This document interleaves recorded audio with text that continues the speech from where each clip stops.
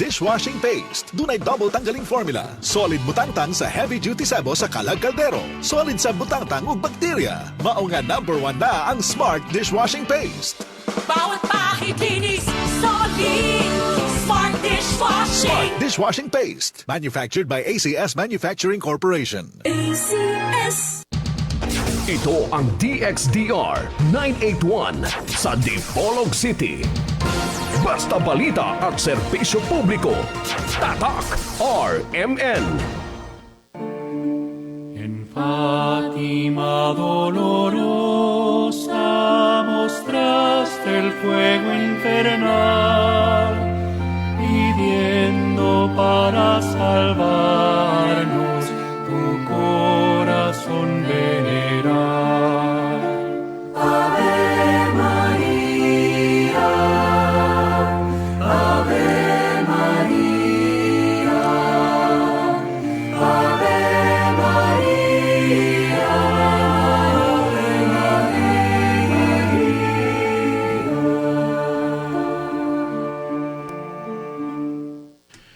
Okay, niya na usab ang tulumanon nga giuluhan ang kahayag sa pagtuong Katoliko uban gihapon niining ubos ninyong alagad sa maong tulumanon, Silver Donduyano Senior alias Veritas. Okay, sa gihapon nagmagkauban nato dinhi sa estasyon.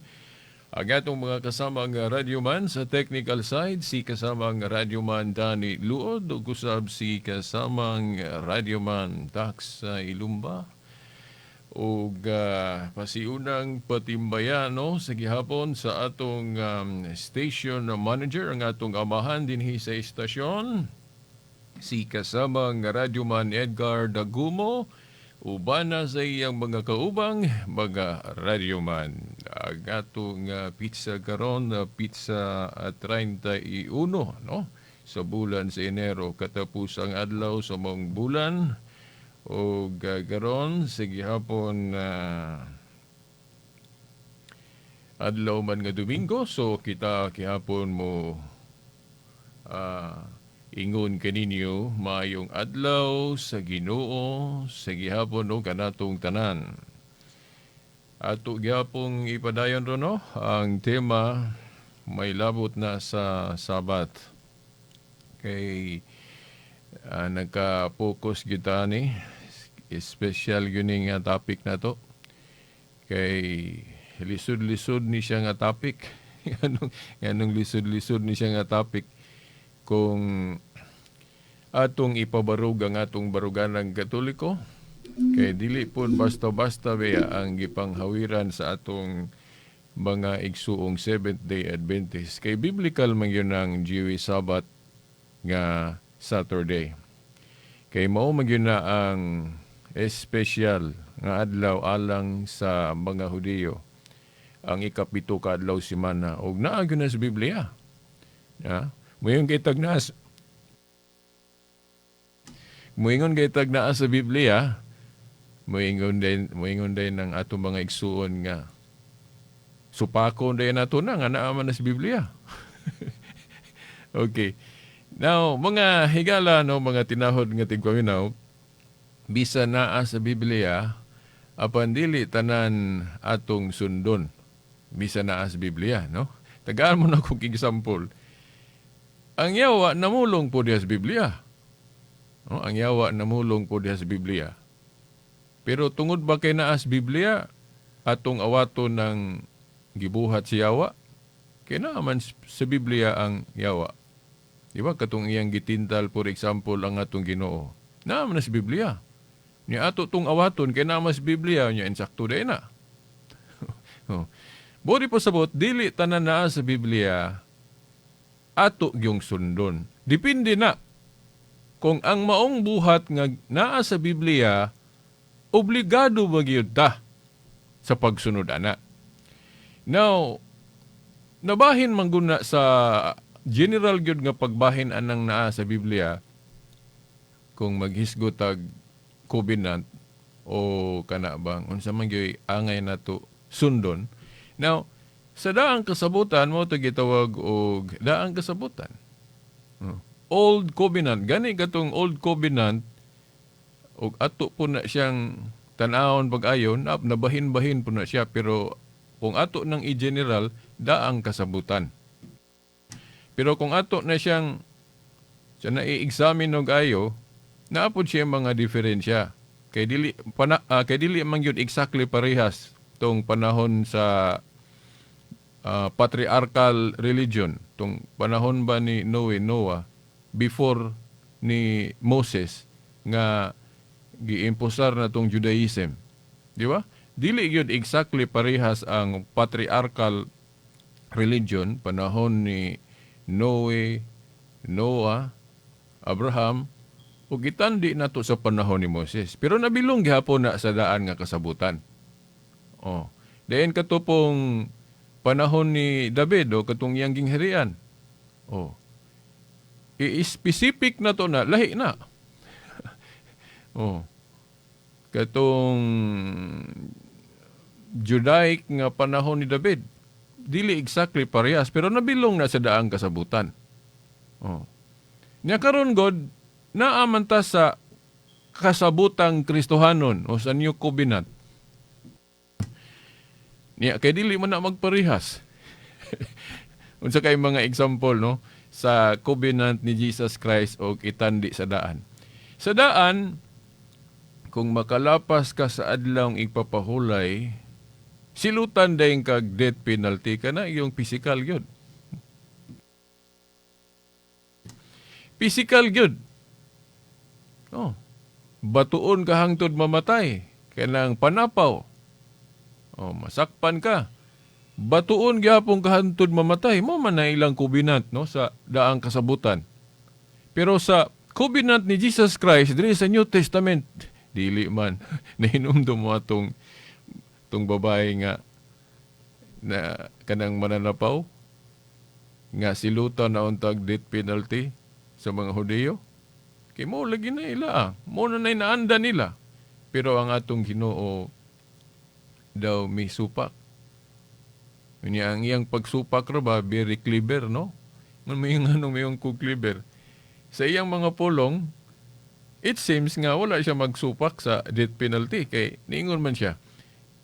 Kinsa tong walay sala diha ninyo, maoy muuna og bato aron mamatay ng babayhana kay mo maghana ang nasa tong balaod.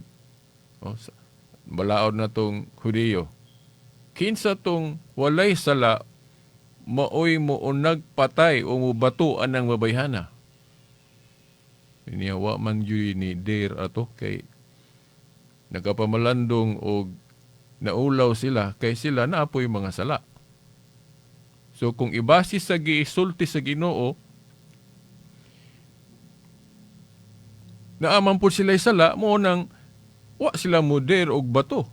Unya ang angayan unta mo bato aron mamatay tong babayhana sumalas balaod sa mga Hudiyo, ang angayan mo bato ug mopatay atong babayhana si Jesus ra pud mismo base sa iyang pulong ano man kay siya ra may way sala dito niadtong higayuna. Di ba? Ayo hara go ninyo gunahon na sayon ra man kay na unsay giingon sa Ginoo nila.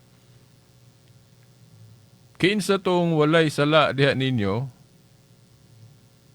moy muuna og bato aron mamatay. Ako lang giparaphrase para diretso dayon mas abtan ba. Kinsa tong walay sala diha ninyo, moy muuna og bato aron mamatay ng babayhana. Kung ibasi sa iyang pulong, kinsa may angayan mo bato atong higayuna, kay mo malagi na nas balaod nila, batuon yun ang makalapas balaod.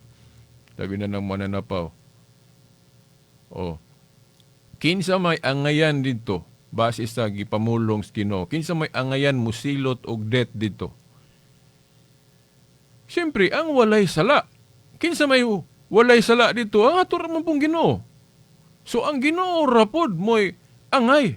O angayan, mupatay o musilot atong babayhana kay siya ramay way sala niya atong aktuha. Di ba? Oh. Nangaulaw sila tanan, wa gyud mi bato. Nag-walk out. And giingnan sa Ginoo ang babae, o naabay ni bato. Oh, ingon wala niyo. Ingon po ang Ginoo, ako po dili ko mo bato. Sa ato pa, dili po kumupatay nimo. Di ba? So, ang Ginoo adun na gyud siya gahom didto sa pagpatay kay siya good may owner of life kay Dios gud siya, di ba? Pero nganong wala man na niya gihimo tungod sa iyang authority. Unsa man ang authority ha? Kanang mugama og balaod ug mulugak og balaod. So may gitawag ana, unsa may tawag ana sa technical term ana nga gahom o authority? Binding and loosing.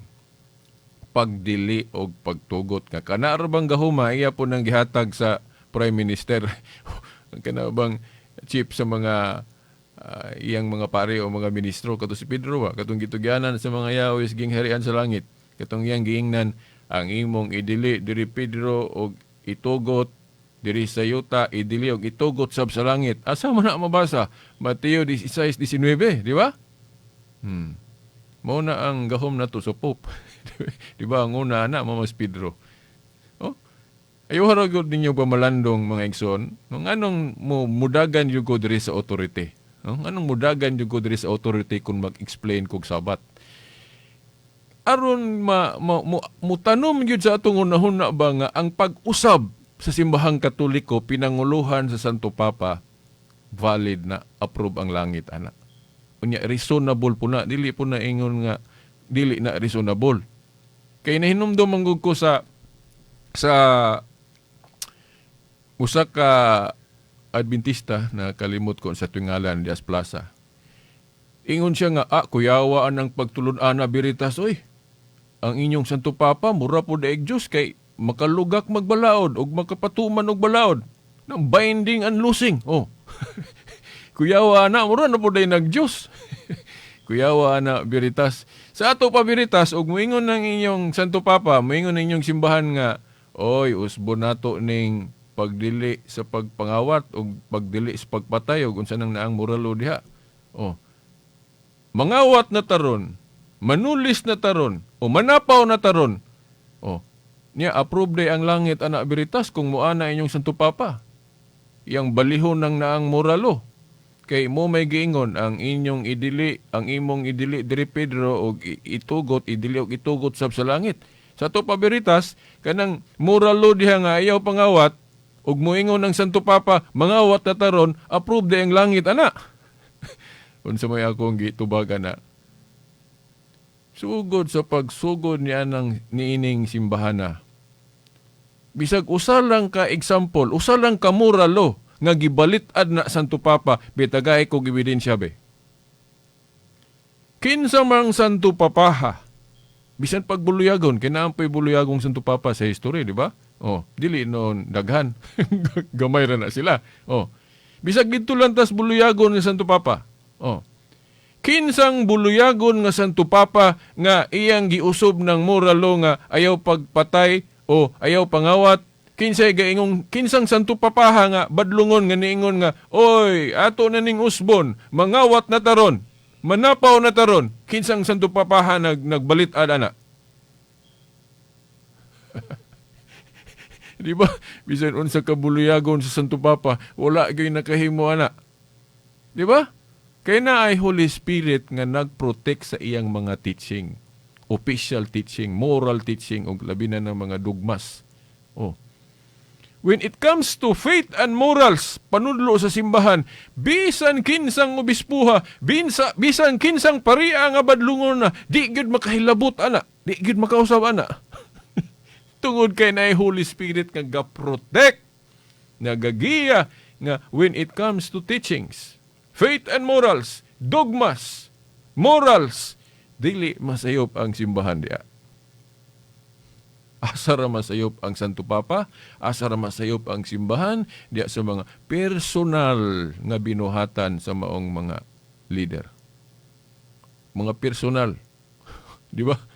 Unang di katingalaw sa magsungi po ng apostol, di ba? Katugali si Pedro nakasuka ni Pablo.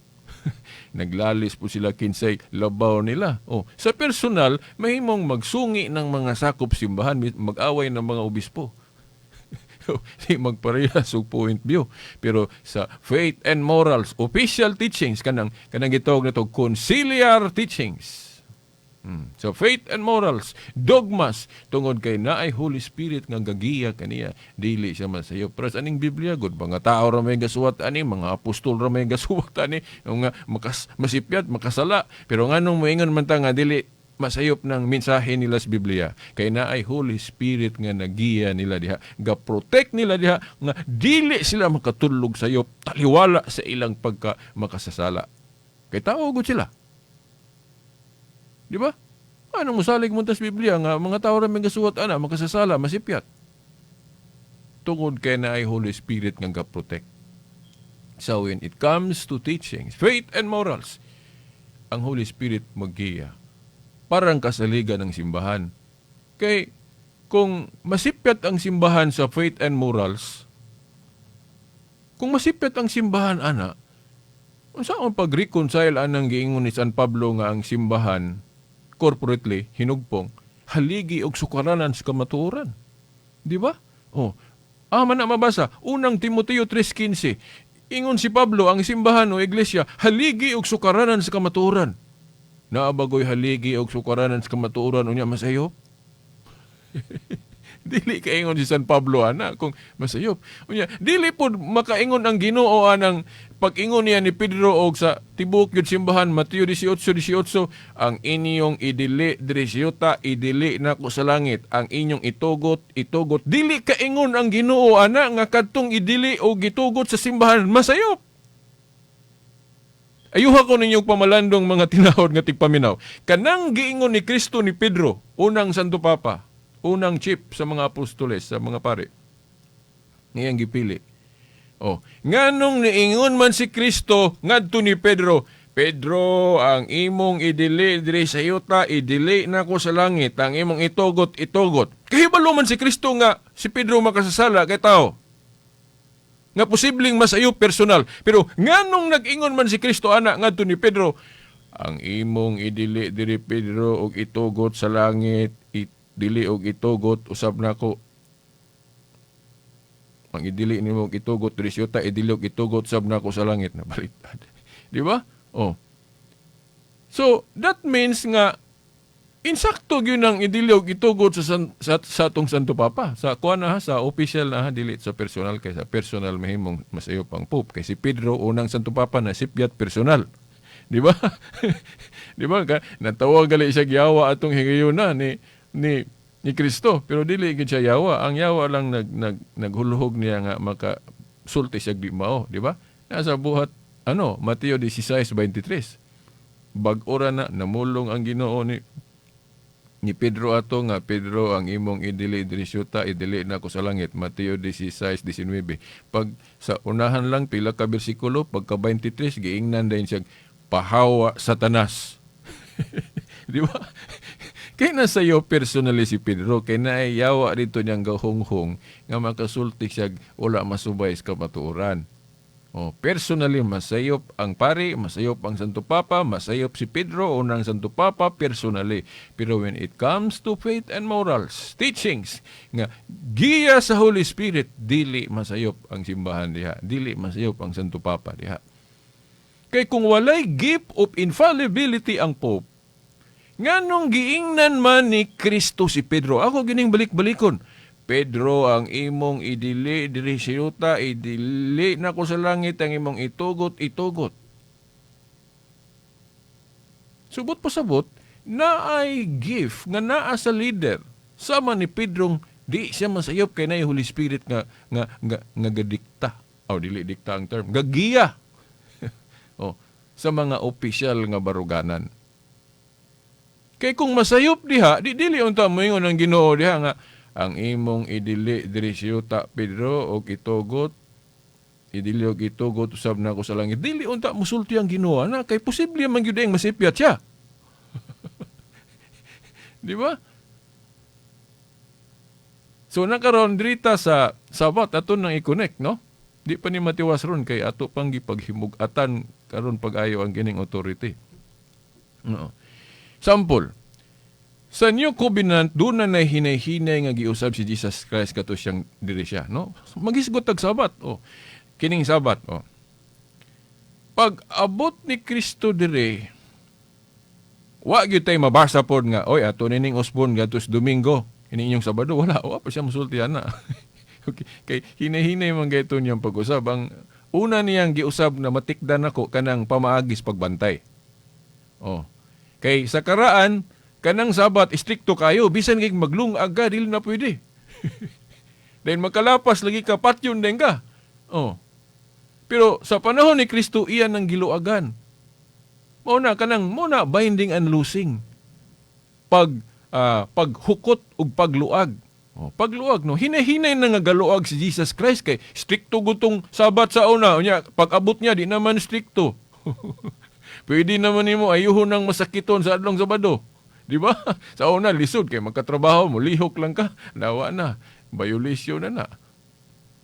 Maglungag ka, violation na. Oh, di ka pagawson sa balay. Oh, balay ba to? Kung ako masayo, pag hinumdum matong sa kabisikulong na dumduman ako, basta stricto kay ng Sabat sa Old Testament. Pagka New Testament, hinay-hinay nang gausab si Jesus Christ. Kay New Covenant naman. Oh. Pero ang pag-ingon nga ibalhin ni Domingo wala pa. Labi na tong wa pa mabanaw si Jesus Christ. Oh. Nga iya pag yung girespeto og ayo tong daang Covenant. Kay ang daang Covenant god ang hingpit gyud nga pagtapos anang daang kasabutan katong death ni Jesus Christ. Katubang niingon siya, natapos na. Unsa may natapos dito sa pag-ingon ni Jesus Christ nga natapos na. Ang katong iyang personal mission ug unsa iyang mission pag-ari diri sa kalibutan. Ug ang daang kasabutan natapos na. But pasabot kitang mga Kristohanon sa New Testament dili na tam obligado atong daang kasabutan. Unsa mga kaytong daang kasabutan? Ayaw ka og baboy, ayaw isda gulay himbis. Unsa pa to? Makalapas ka sa adlaw ipapahulay patyon din ka. Ug unsa pa tong mga sabot-sabot nila dito? Di ba? Oo. Pero maingon ka, ay biritas kanang muralo nya gihatag na sa Ginoo. Panahon man na nila gihapon. Kanang ayaw pangawat, ayaw panapaw. Oh, bitaw. apil bitaw na. Pero atong i-distinguish lagi ng unsa ng balaod nga common nga bisag New Covenant dili po na pang-usbon. Ug unsa tong mga balaod nga pwedeng pang-usbon. Kay kung wala goy mausab, unsaon man pag-reconcile nimo ng Hebrehanon 7:12? Kay ilisan ang pagkapari, ilisan usab ang balaod. Una man lagi balaod mausab. Oh. Kanang mga common gali nga balaod nga sa atong conscience dili gyud mo bisan pagkinsang badlungon nga Santo Papa dili pud mo usob ana. Sample kanang muralo nga ayaw pangawat, ayaw panapaw. Kinsa mang badlungon ng Santo Papa nag-ingon usob ana nga ato nang usbon, pwede na ta manapaw ron, pwede na ta mangawat ron. Wala man pud. Di ba? Oo. So mao na. Nakaroon kining Sabat sa ako nang giingon ninyo. Ya pwede na usbon di biritas. Kinahanglan yun ang usbon. Nga naman. Unang punto, lahi ang bagong kasabutan. Unsay giingon ni Jeremias. Sa Jeremias 31, 31 ug 32. Moabot ang panahon nga ang Ginoo maghimog bagong kasabutan nga lahi sa daan. Nya, dili din na matuman. Lahi sa daan ning bagong kasabutan. Then Hebrehanon 7:12 ingon si Pablo, ilisan ang pagkapari, ilisan ang sabang balaod. No, saon man na. Oh.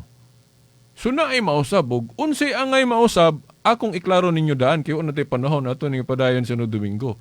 Kanang pagpatunong anang asa nato sa ulogo ng moral essence of the law nga sa usa ka semana mosimba o natay di opor si pahulay na. Ikapito kaadlaw na siya human sa unom kaadlaw na tung trabaho. Dili gud necessary gyud nga 7th day of the week. 6 days, 7th day after 6 days works. Kay kanang Domingo na to ako nang ipasiuna ninyong daan kay ano koy panahon pag-explain ana aron. Kining atong Domingo nga Lord's Day unang adlaw semana, kung ibase sa balaod, 7th day man gihapon eh. Ano man, kay unang adlaw nato sa trabaho ron Lunes, di ang atong 7th day Domingo. Mubitaw sa Catechism na ko'y quotation diri 1166 sa Catechism, kining Lord's Day Sunday, gitawag po og 7th day. kung sabton bag-ong 7th day. Bag-ong 7th day. Kay musugod tag trabaho Domingo, Lunes, ikapito Domingo. So natunong gyapon sa balaod no. At ang ninyo sa sunod Domingo pohon kay daghan pa kung ang isgutan ani. Ngano nga ang change from the 7th day of the week to the first day of the week adlaw sa pagkabanhaw mao na nay Lord's Day. Alang nato mga Kristiyano. Hinuktukan lang ko na ito, anong nabanhaw magdomingo ang Ginoo kung dili siya gustuhan ng adlaw? Anong wala gitunong sa Jiwi Sabat nga Sabado? At ang ininyo sunod Domingo pohon kaya wala tayo igong panahon. Hangtod sa sunod higayon, kini ang inyong higala sa kahayag sa pagtuong Katoliko. Sa ngalan sa atong mahal nga inahan, Mama Mary, Amen. Sa ngalan sa Amahan, sa Anak, sa Espiritu Santo, Amen.